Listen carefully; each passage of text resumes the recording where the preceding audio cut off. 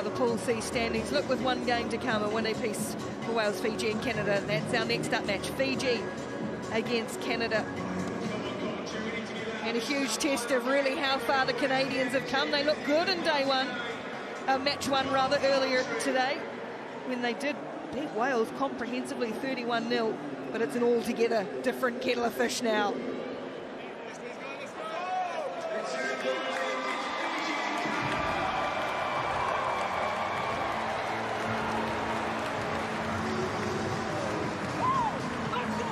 Fijians got beaten to the ball in their first game. They won't be happy about that. They like this affect the start of the game.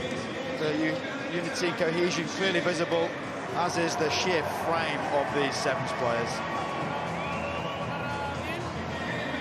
Into the south, find their moment. Ben Breakspear will be taking this one, the Welshman, with the red of Canada about to try and repel the most resplendent Rugby 7 shirt I think there is. I'm putting it out there. Electric.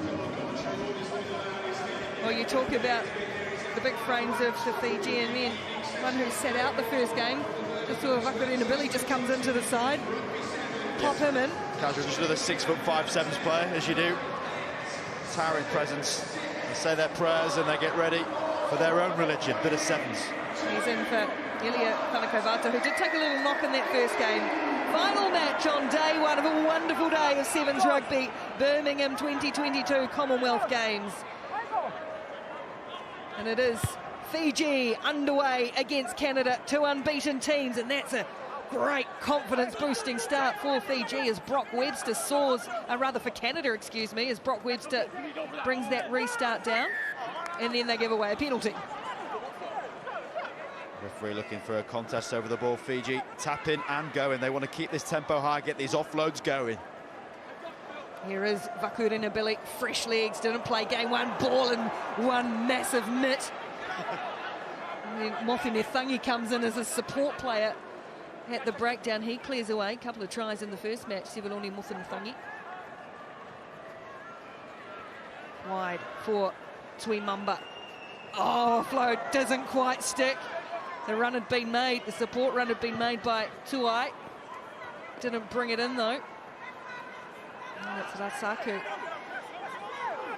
Canada told to let it go. Everyone looks at the referee, then told what they can and can't do, and they play on.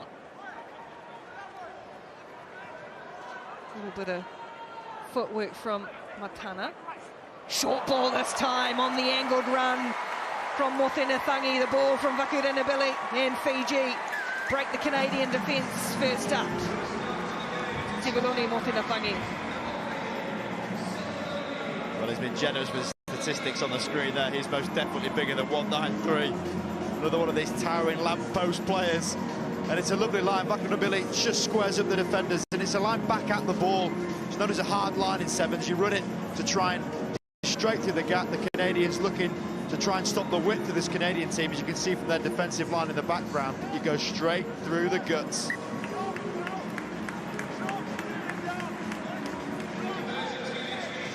Well, he's been repaying the faith that Ben Collins, the coach, has put in him after sitting out for a wee while. A veteran 31-year-old.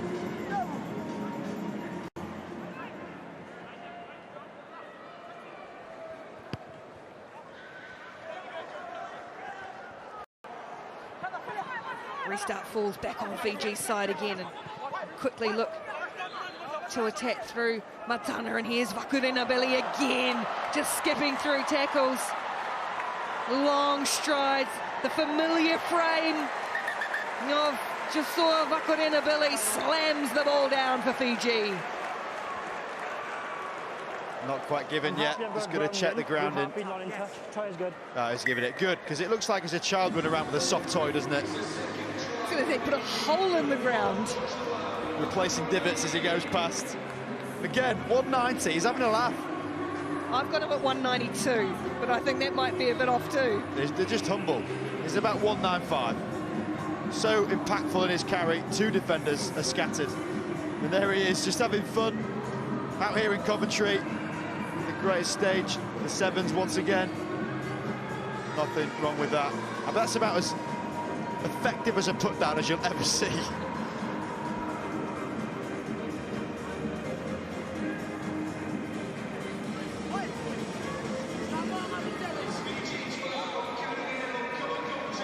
Olympic gold medalists in this team, this wonderful Fiji side, who, as we said, have done everything in the game except win Commonwealth gold. The captain Othungu restarts. Down the middle they go. It's well read by the Canadians, but they can't haul it in, and again the loose ball falls on Fiji's side. Canada have been able to disrupt, but it's come off a red hand. So more possession here for Fiji. Canada have just been camped and having to make a lot of tackles early on. Deflection works their way too. Now Billy in the middle of the field scoops it up. Here's Tuai. First time we see him into the fold, really. Easing his way into the tournament because his big boys are doing the work at the moment. The offload from Tui Mamba to Vakarena Billy, and then Vakarena Billy to Motena Tangi. Fiji on a string. Just cast a glance around the stadium and just see smiles. The instant reaction when you see these offloads. First of all, Tui Mamba accelerating into contacts. That's how you win them. Two defenders parted, the ball rolled round the corner. Vakarena Billy popping up on the other side of the pitch to where he normally is, uses his arm as a pivot, goes on the floor, transfers the ball, pops it up to another giant soaring through the sky. Resplendent from Fiji, pleasure to watch. It's so innate, isn't it? They don't have to make the call to say they're there on the shoulder. They know someone will be there. Totally. Such a skill set. They almost sense the presence. Work on electrons. I don't know how they do it, but it's magic. 19-0. And Canada under all sorts of pressure, not helping themselves. It's all cumulative, though. Well, fair play to Russell. He bounced straight back up there. That is admirable. The king of this game, Jerry Tuai, World Rugby Sevens Player of the Decade, two-time Olympic gold medalist. And a magician with ball in hand. Look at that pass. 1-2, and they've cut through the width of this field, now back up through the middle. Options left and right it is. Tui Mamba stationed out there now, dragging Canadians with him. They might check this one, in fact. Try or no try. Looked a little bit loose, but maybe enough there from Tui Mamba. Interested to hear the interpretations of this from the referee and the TMO. It looks like there's no separation, so irrelevant of what happens after the ball hits the line. That, for me, is a try. He's in control of it when it hits the ground. He might lose it after it. The laws are suggesting looking for separation. The control is lost eventually, but it's the question of is this ball down at this very point here. Ben, I have a decision. Okay. No try. Okay, the ball lost. Yeah, lost forward. Yeah. You can argue that either way, to be honest. I would say benefit the attacker there. Just looked a bit clumsy. It was the knee coming in. I just dislodged it slightly. I have seen those given. But what a prospect this now is. Canada on your 5-metre line with three giants of men about to try and push you off it. Talk about having to work your way out of trouble. Cooper Coates feeds the scrum. They've done really well, the Canadian three, though. And that's a nice offload, too, for Mora. Oh, the pass is tricky. Webster tidies up and then runs headlong into Tui Mamba, who ripped it away just as the call was made from the referee.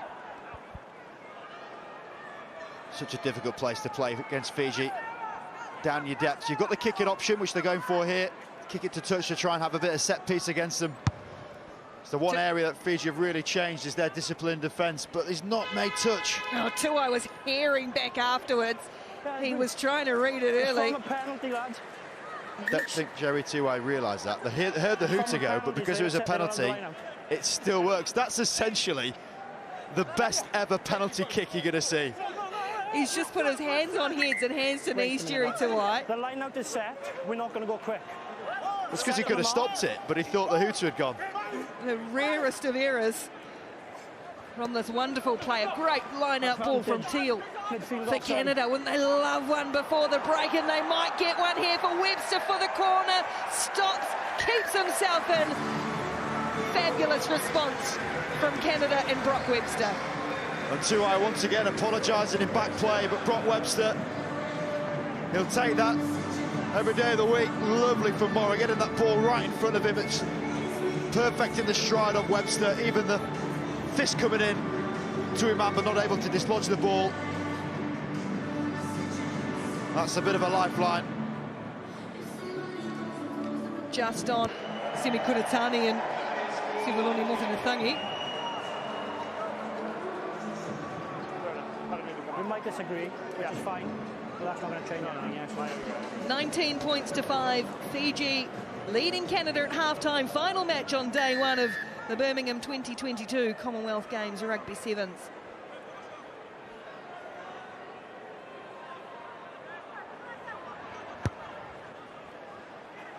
Kickoff's just going to go 10 metres, knocked back by Canada and tidied up by Josiah Mora.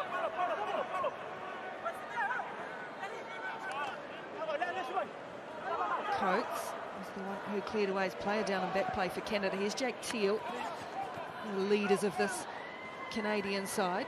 That's loose though and scooped up by Fiji. Ball knocked out of the hands, knock on, so back and forth from both teams. Burner, the captain, goes to ground, working down a very narrow channel. There ain't no room through there. They were playing under advantage. Canada in that phase of play with just 6 men. Nagongo on the floor. Just took a little bit of a collision. I think it was his middle, his ribs or his shoulder perhaps, just taking a bit of time. 8 and 1 subs, lads. 8 and 1. He's going to be substituted anyway. There he goes. Touching the ribs in from Nagongo. Canada will bring on a couple of new players. In fact, Deshaun Bowen coming in, Lockie Cracks as well. Crossover athlete Deshaun Bowen, he has got wheels. He'll be a great contest.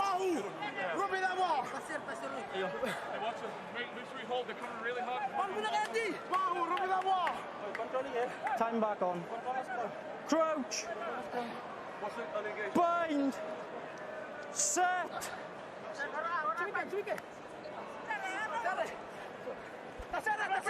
Webster, try scorer for Canada, shoots down the blind side, taking on Tuai. Stops and chops back the other way, Teal. Here is Bowen, first touch for him in the match. Big, heavy contact as well.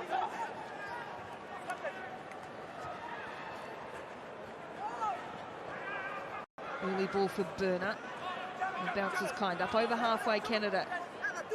Got to be patient. Short for Teal, bumping off some bodies. Keeping the ball alive. You can see the Canadians just brace themselves for contact. And now Fiji try and pile in, but it's still there for Teal under pressure from Vakurenabili. Sizing up the options. Webster not taking too long with it. Still holding on to the ball. It's painstaking work from the Canadians. It's certainly painful. I'd rather run into walls than some of the Fijians. Fair play, Teal's the one that's going to get them going forward. Not sure how much juice he's got left. He's gone hard, carrying the ball forward, just slowing the tempo down a bit. They still realise there's a significant chance in this game. Webster just looking to drill it long. This time he does bang it hard into touch, right down to the 22. And this is where the influence of Henry Paul, with his rugby league background's really apparent, and how they try and play off the front line of attackers, people in behind it. As Fiji make a couple of replacements. Semi Kunatani coming on. There's a man you want that line out. There's that ball for Teal. Good skill from Canada to work the move. Webster on the wraparound, trying to find Bowen in space, but the ball's too big. They'll come back and play a penalty, though. Yeah, impeding the line-up, not allowed to play the player in the air. There's Vakurenabili, I think, Or Mothanathangi more so on this near side. Tempted to go for another line-out, such as their prowess at these set plays. Teal's going to come off, and he's been that key target, and he's worked his socks off, Jake Teal. The tap in. Webster. Oh, stitch up. Advantage knock on. Really pleasant, it didn't Advantage over. see that tackle coming in now. Fiji are going to look to turn defence into attack. Mothanathangi then spinning out of the tackle. Dangunu ripped away though, nicely done by Nick Allen. Now it's loose and Webster has to go back and tidy up, and again it's dangerous, but there's enough Canadian players back there, and almost I was going to say a chance to create something. Some tired bodies in that passage of play. There are some tight skill sets. Just a few times Canada have had Fiji on the ropes, and it's been that pass either out wide to find the space, or perhaps there intended for Russell. That's just not quite happened for them. You don't get a huge amount of chances against Fiji. It's about trying to keep the ball against them, because you know how dangerous they are when they're going. Nice bit of deception. It's just that little bit of a flick pass, not able to be held. It wasn't Russell, in fact it was Allen. It's frustrating, and he knows it. Okay, close the space then. Close the space. Blackland, perhaps it was. Did a disservice to Allen. Crouch! Bind! 19 points to 5. No score in the second half yet. It's the fatigue. I mean, I've been watching Fiji very closely. There's moments where they don't perhaps have as much fuel as they have done previously, maybe just playing themselves into this tournament. Give away the free kick at the scrum as Matt Oworu charges forward. He had good injection in their first game. Here's Bowen coming across in the form of Nathungu. That's just crept up a little bit from the Fiji captain though. Just want to see Bowen in a bit of space. He is really quick for Canada. It's about trying to create the space for their fast players. You can do that with a line-out, as we've seen already. Webster choosing to kick, condenses your players. It gets 6 players in the 5-metre areas to try and compete, get that ball clear, and they love a rat play, Canada. Front line runner going hard, try and get Bowen just a little bit of space. Wait, just wait. Just wait.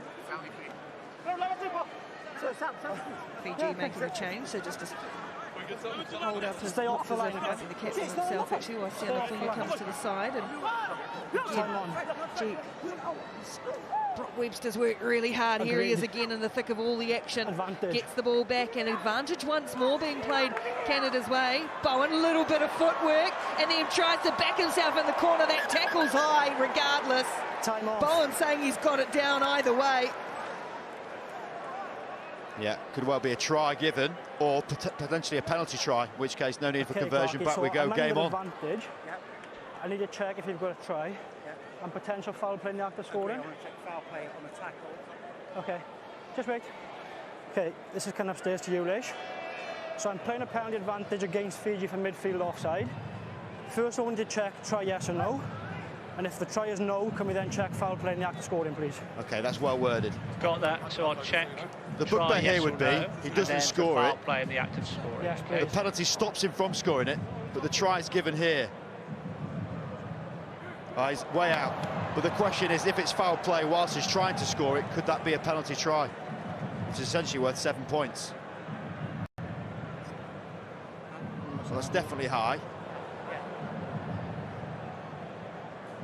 Could even be a yellow card.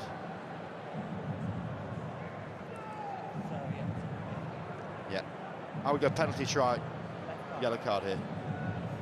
But let's see what the referees say. I'm sure you've given them plenty of advice over time, and we'll hear now. I have an answer for you. So the first, in answer to the first question, there's no try, but there is foul play by the Fiji 7, who has come over the shoulder, then onto the head and prevented the try being scored. So penalty try and yellow card. Against number 7, yeah? Yeah. Okay. Number 7. It's not a try, it's a high tackle in the act of scoring, preventing a probable try. Pretty clearly explained by referee and TMO. Fiji all of a sudden will lose Vuiviala Nanduvalo to the sin bin for the next 2 minutes, basically for the rest of the game, and it's 19-12. And if for any other team in the world, you'd suggest That would be not a good situation to be in. However, Fiji are just as capable of scoring with 6 players as they are with 7. So for them, it's about their discipline. We always mention that. It could be back into their game, their ill-discipline. But now more so than ever, this next 1 minute 40 on the clock with 6 men, got to be white and white. Oh, that was stolen off the top of Josiah Mora's head there. Looked for all money to be in Canadian hands. But Fiji with possession and all the skill and pace in the world. He's pushed him into the area, play on. He's pushed him into the tackle area.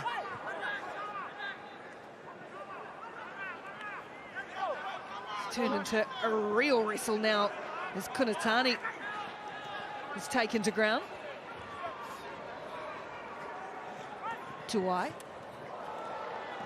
The offload doesn't stick into the hands of Bowen, and is it going to call you a double knock First on? by Fiji, second by Canada, scrum. Ooh, a few grumbles around the crowd. I had to hold my breath there. I was thinking, there's no knock-on play on. I was wondering if Bowen had knocked that backwards. It looked like it, didn't it? Well, I mean, you're not going to get a better position than Ben Breakspear. Right on the money there. Trust his eyes. Sorry. And here we go. Game on.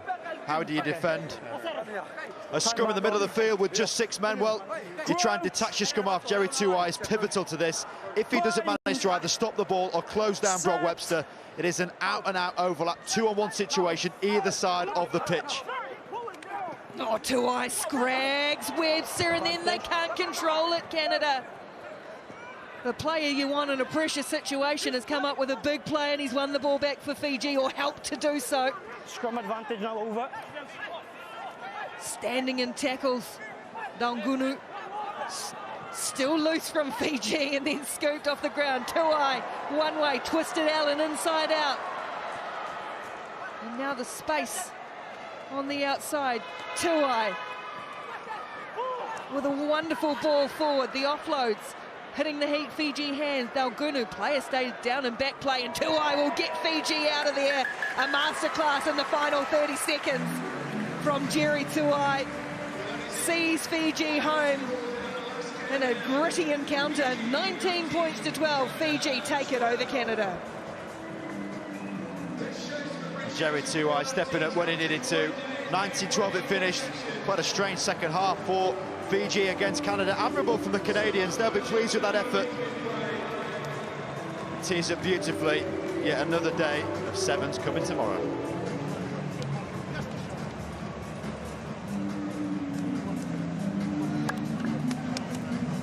Well, applause for the crowd, the fans in the stands who will have relished everything they have seen today. Lights on in Coventry Stadium, and Fiji at the top of the Pool C standings, but Canada, as Rob Vickerman just said, will be pretty pleased with their day of work, with Zambia to come for them tomorrow, looking good for a place in the quarterfinals, the Canadians.